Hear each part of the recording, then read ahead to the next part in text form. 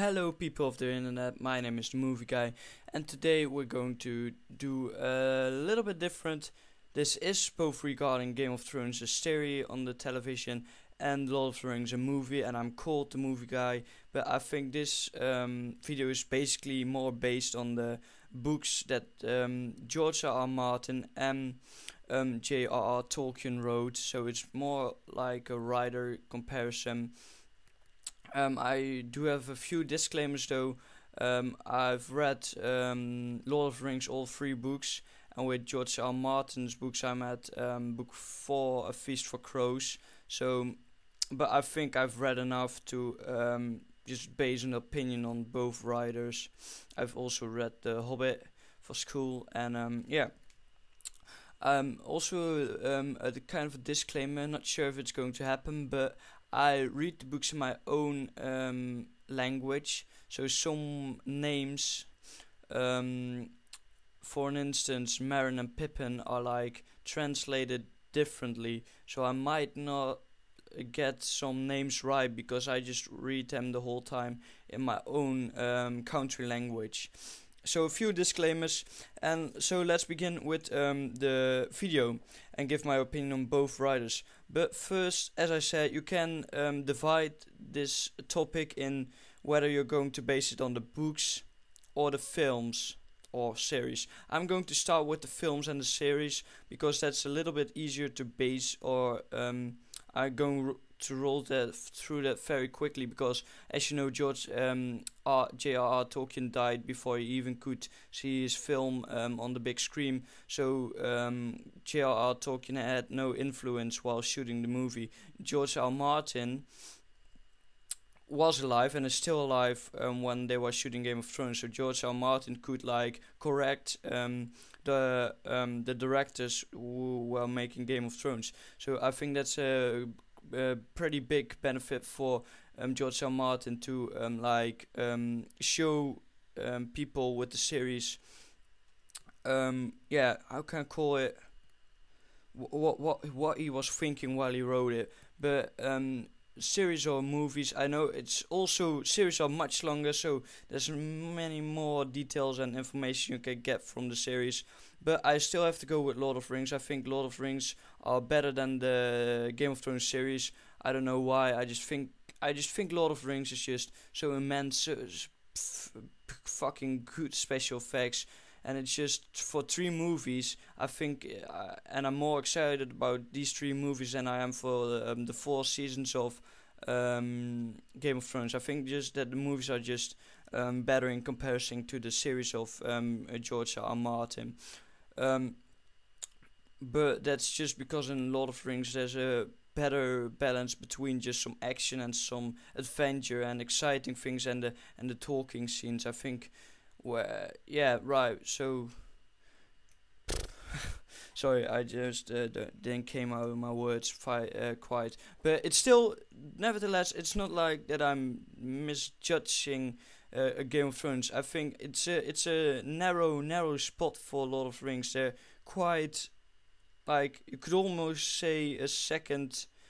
They're both on the first place, but Lord of the Rings just a little bit higher for me. But in the books, and this is why I'm going to talk the whole video about. I'm already at 4 minutes, but I don't give a shit. Right, the books. First of all, if you want to compare things, you have to tell a little bit of backstory.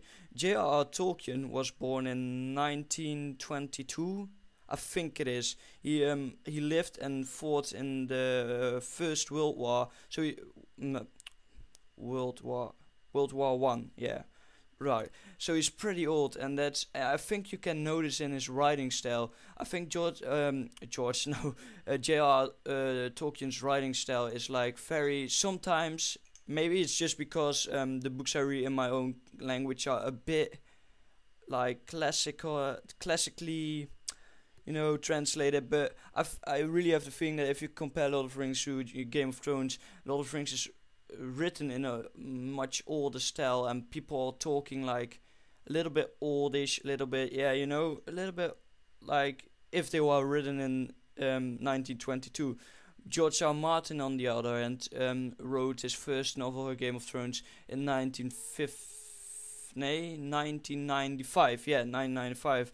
A Game of Thrones came out. So his writing style, for instance, swearing is much more in a Game of Thrones, like fuck, words fuck and cunt and all that shit. Sorry for swearing though, but you know, it's a more realistic writing style, I think, and a more how could I call it? Yeah, just a more recent writing style, like more with the time than Tolkien. But nevertheless, I think both books are great. But what really makes a difference between, I think, JRR Tolkien's books and George R.R. Martin's books, it just seems like if you have an RR in your name, it's just like you're going to be a great fantasy writer. I wish I had an RR in my name. I was a great fantasy writer. But if you compare things very, or whether, sorry, just scrap that line. Where things get very different, I think, in the two, like, writing styles, it's the characters, man. Just, I got the feeling that, like, every fucking character in, J.R.R. Tolkien, I'm just going to say Tolkien and Martin's. That's no R small. Just Tolkien. I think in Tolkien's book, every character is either just really good character or really bad character. You don't have a middle ground. You don't have a character that just does things for his own reasons. You know, okay, you had Boromir. Like Boromir tried to steal the ring, but it was for a good case to make his father proud. The same with Faramir. But in the end, Boromir and Faramir both turn out to be a very good guy. So still not really. No, you get it. Like Sauron is a really bad guy. Grima Wormtongue is a bad guy. Saruman is a bad guy. But Gimli, Legolas, they all like very good guys. Frodo and Sam, Merry and Pippin, they're just all, I think, basically good guys. Just too good. Whether in what I think in Martin's books and in his whole, not only with characters, I think his writing style and his books are more realistic. Characters do things to survive and just do things with logic, not just because of honor and they want to be good and they want to be on the good side. For instance, Littlefinger. Littlefinger is one of those realistic characters. He just, no, not really realistic, but you get it. You have just very much neutral, how can I call it? The Hound. Sir Sandor Clegane. He's not really a bad guy, but he's not really a good guy either. I think characters in George R. R. Martin world are much more realistic. Just an opinion. Maybe you won't agree, but like, okay, first of all, like Gollum, Sam, and Frodo are very great characters, but I do think they're not as realistic. They just, Gollum is maybe a pretty realistic character. He's not really good, but he's not really on the bad side. After all, he was bad. But you get a feeling. I do kind of find, and I do find this especially with Legolas. Sometimes you're just like. There's just like a 10-page long description of Legolas of the forest, like just 10 pages where Legolas is like, this forest is old, oh look at its flowers, oh nice forest, oh let me talk about the old fucking kingdoms that aren't even here anymore, let's talk about the of the kings of old, or places that have already been fucking gone. I think the detail in George R. R. Martin worlds is great.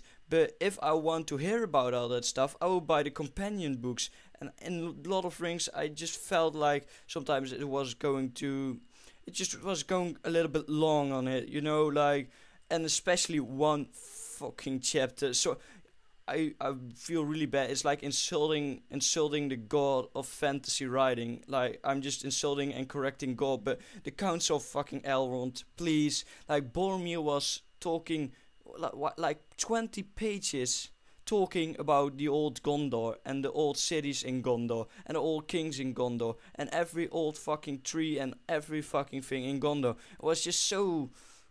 I just skipped forward at that part. Not the whole... I read it in it whole, but I just fast forward, not really reading it, but just quickly reading through it. I think that's one thing with J.R.R. Tolkien's books that is kind of an annoying thing, especially Legolas. It's just all the things are of old, you know. They always got to talk about in every chapter. They've got to talk about something old that isn't really there anymore.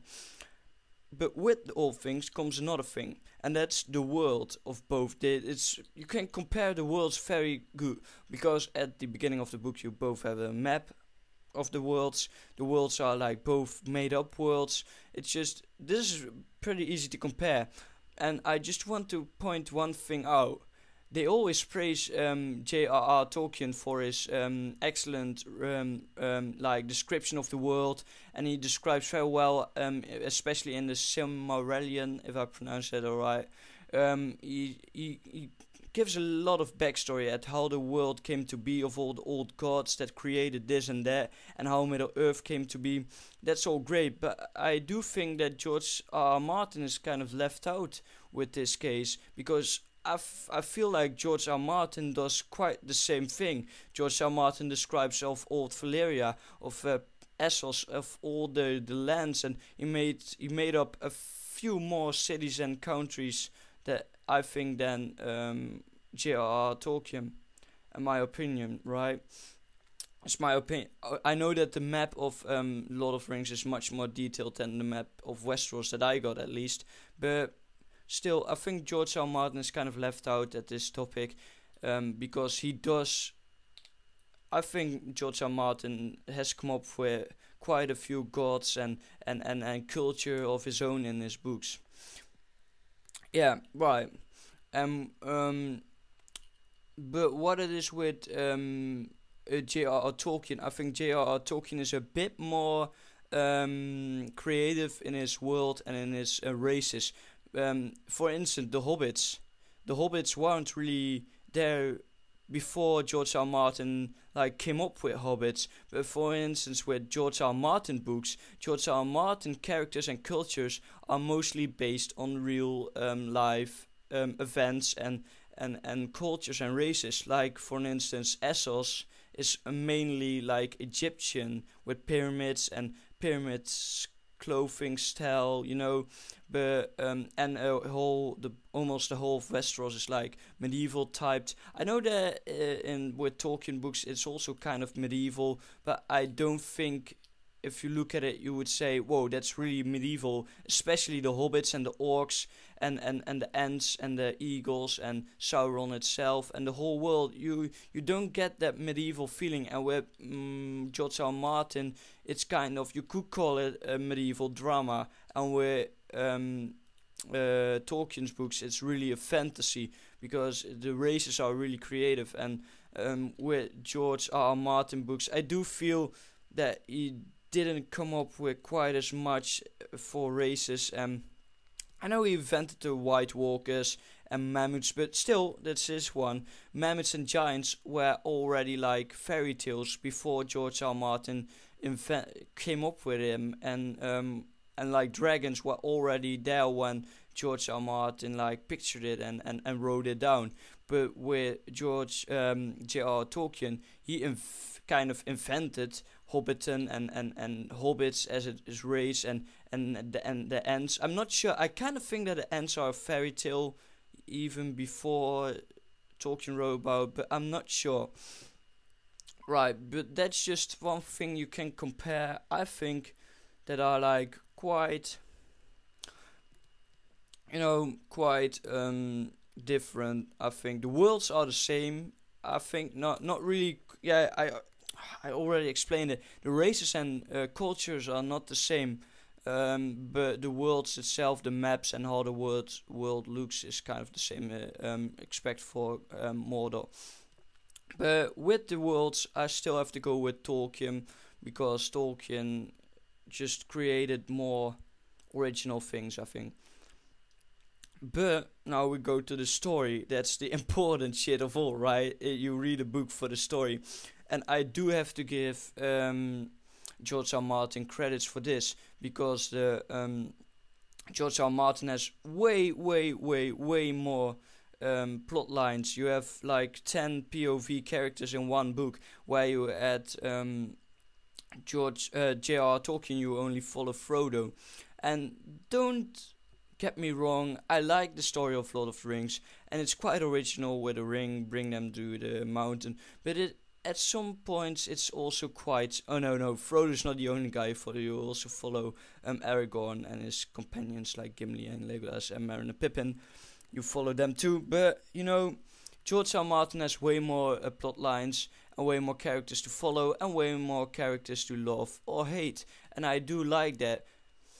Because, Sauron, you can hate Sauron, but you don't get to know Sauron as personally as you get to know Joffrey Baratheon or Cersei Lannister. Those are characters you really know and you really hate with a reason because you just don't like their persons.